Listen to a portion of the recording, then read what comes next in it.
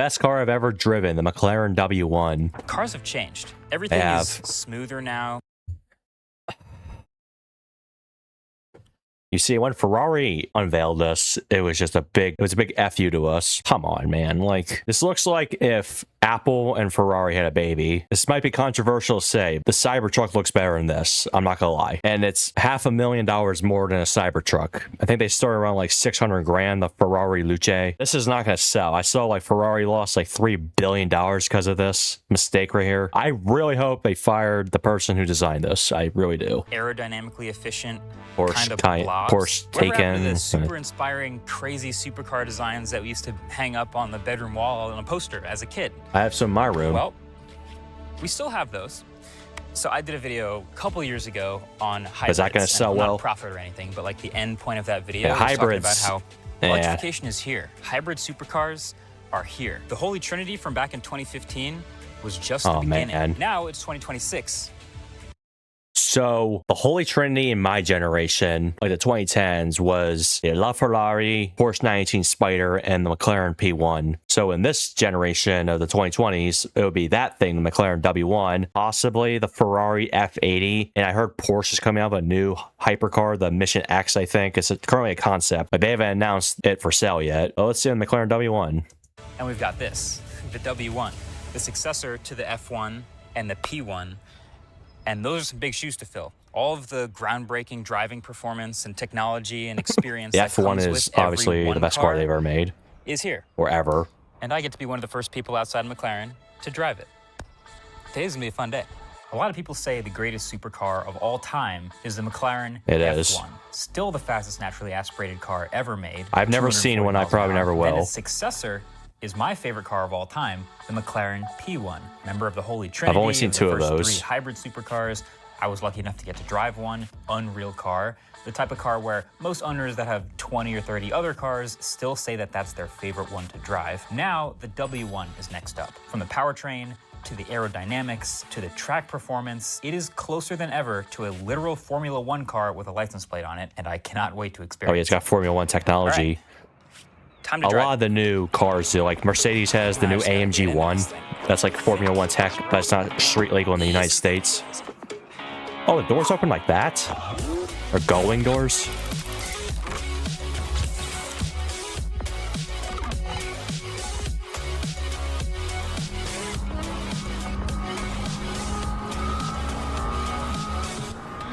So a hypercar like this is built around being the most track-capable machine possible. But on the street, it still has to be a car.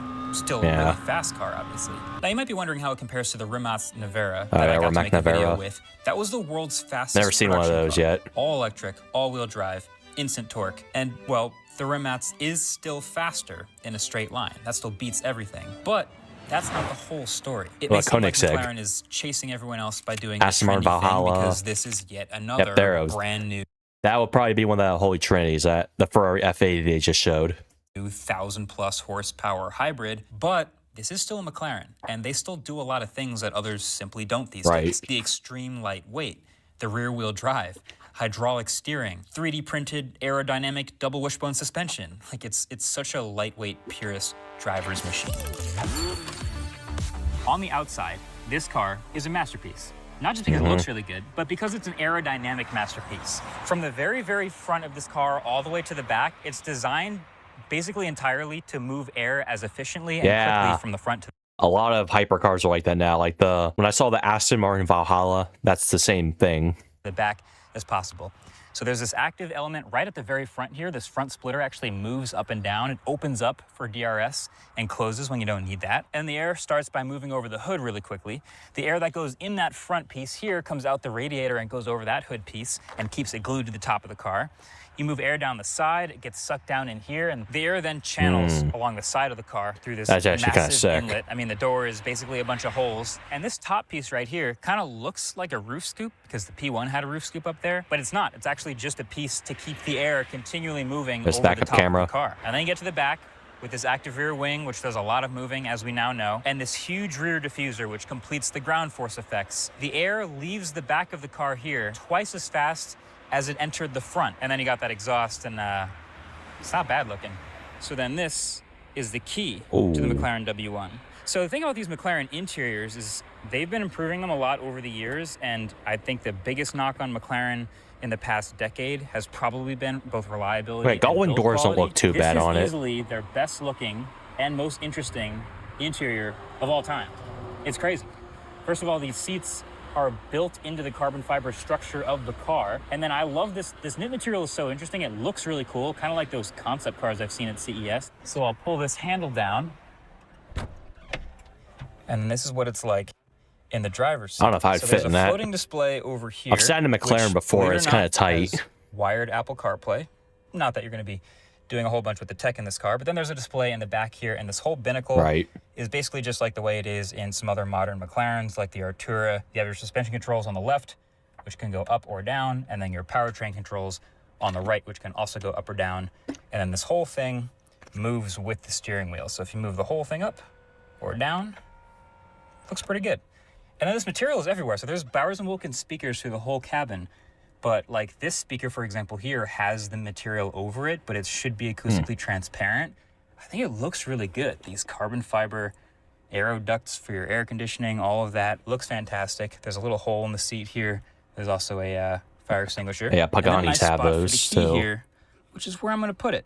But you can also move that back to expose another cup holder. So 2 cup holders, count them, in this car. Very practical, or maybe not. If you pull this little button right here, it gives you access to this backspace behind the driver and the passenger, which is good enough for maybe 1.5 duffel bags. I'll call that a duffel bag and a backpack. And then, of course, since there's no other rear visibility here, you have a camera to have Aston Martin Valhalla has that too. If you turn it off, that mirror sees nothing. But you turn it on, and that camera is very useful, even though the whole bottom quarter of it is taken up by the rear wing. That's cool. I like seeing the rear wing. It moves a lot when you drive. But yeah, this is a nice place to sit. Look, this handle right here, you're holding carbon fiber, but that's also where you open the door.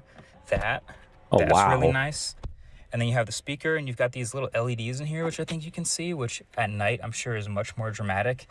And then you're essentially sitting in a carbon fiber tub. But here's one more crazy element. Since the seats are fixed in this car, there's a little latch right here, which you can pull to move these pedals towards you or away from you, which is how you adjust your seating position. You don't move the seat, you move the pedals away from you and the steering wheel into place where you want it. Nice big carbon fiber paddle shifters, a little bit of glass on the roof, and the world's thinnest sun visors. I think I'm comfortable saying that. These are like barely compliant, thin carbon fiber sun visors, but hey, they get the job done. Then in the roof, you start the engine. The drive. Comfort mode to start. The first things you notice, obviously, are being lower to the ground. It's pretty awesome, actually. It rides really well. So these are not the best or worst roads in the world. These are actually pretty tight Italian mountain roads that they have us out here testing the car on. I noticed the car absorbs potholes really well in comfort mode. Not the loudest thing in the world, and the accelerator pedal is not too twitchy. Visibility is also, I think, actually pretty great. So the windshield's big. It's got this huge window next to me, and it's a split window, which means when I put this down, only the bottom half opens. I can pay the tolls and wave to people. And then behind me, well, there's nothing actually open behind me, but I am relying on this rear view camera, which the bottom fourth of it is basically entirely blocked by the rear wing, which is hilarious. It's not the worst visibility in the world. It's like B+ visibility for what this car is.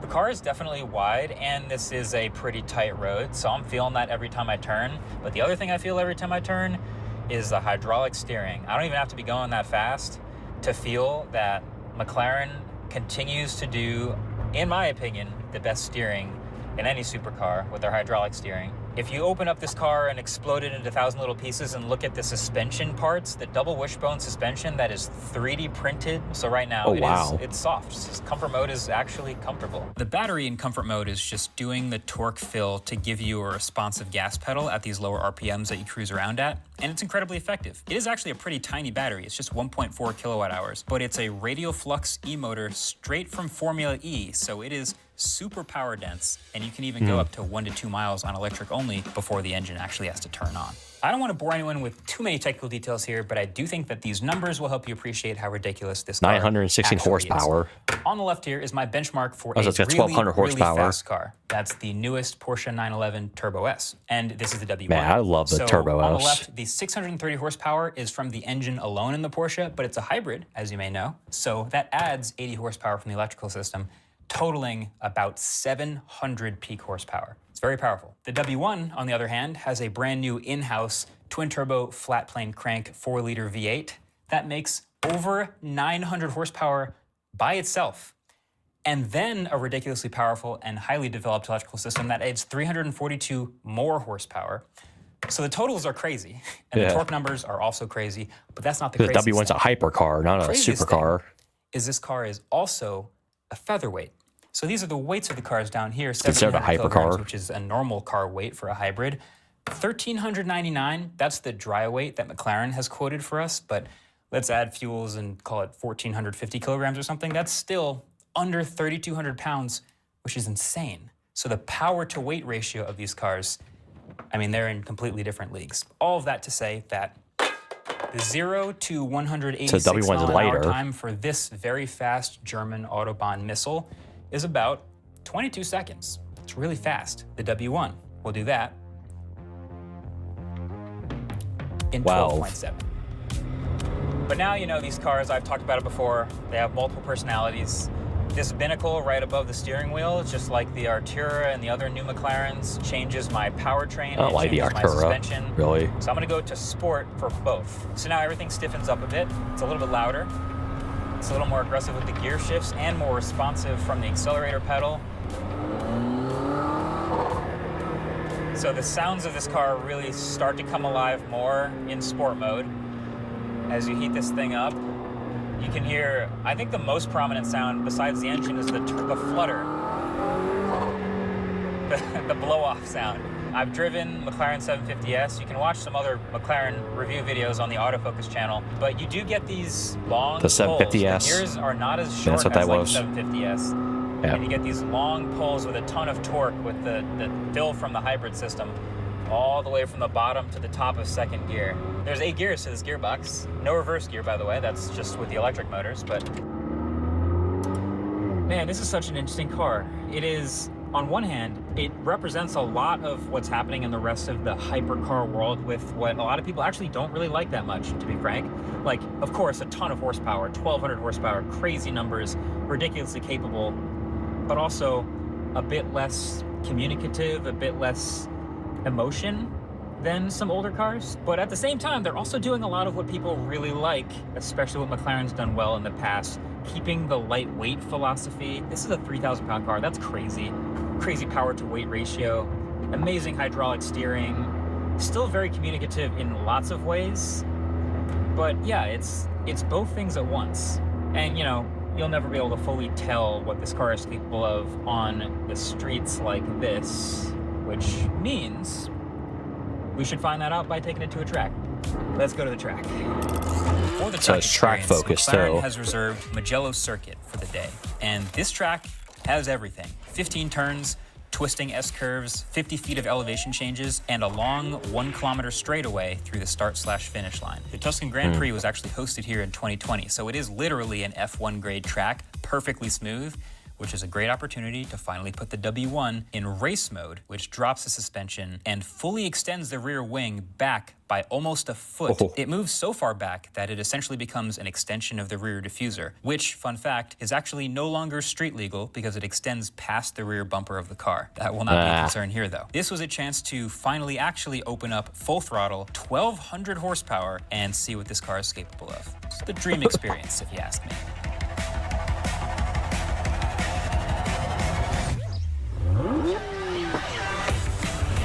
Use the aero, use the grip through this high-speed chicane, allow the car to drift out. Tons of grip and, wow, a lot of power. Try not to make the curve so big there, make the line straighter.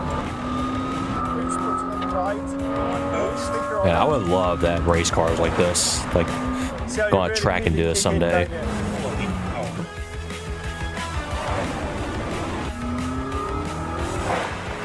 So how was that? Wow, what a car. Yeah, it is. Fun fact, I got to do a few more laps than this, but the footage is actually unusable because the G-forces from the car literally pulled the glass inside the lens to move me out of focus. Wow. Which is insane. That's The so car stayed powerful. absolutely locked to the ground thanks to aerodynamics and those Trofeo RS tires. I could only really get it to feel a little bit loose on the biggest braking zone on the whole track, fully stomping on those carbon ceramic brakes from 190 miles an hour. The back end wiggled a little bit into turn one. That's about it. By the way, that speed at the end of that straight, over 190 miles an hour, fun fact, that's the same speed Lewis Hamilton hit on his way to a victory here during the Tuscan Grand Prix in that Formula One car. That is absolutely insane. And this is a car that can go on the street. It's clearly nuts. Seriously, a once-in-a-lifetime opportunity for me. All right, conclusion time. I wrote down a bunch of my notes actually on my phone during the course of the day. Spent about 3 hours total in this car all day today between the track and the street. My highlights for this car are, one, aesthetics. Because, I mean, come on, anhedral doors. I think this interior looks amazing. I think the materials that's a are nice really interior nice. right there. And the build quality on top of that. This is also a prototype car, technically not finished, but I want to give it credit for that. And two, the drive, People already the bought them character, already, the way I'm it can assuming. split between They didn't start like delivering a them road yet, trippable obviously. car with actually a little bit of storage in it to a track monster, an aero monster, a power monster is sick. It's what you should expect for how much you'd pay for this car. We'll get to that. It is still a hybrid. Oh, you guys tell us which the price of means it. all the I already looked it concerns that up. come I want with to see a what he hybrid, says. obviously. This car did not throw zero faults at me today.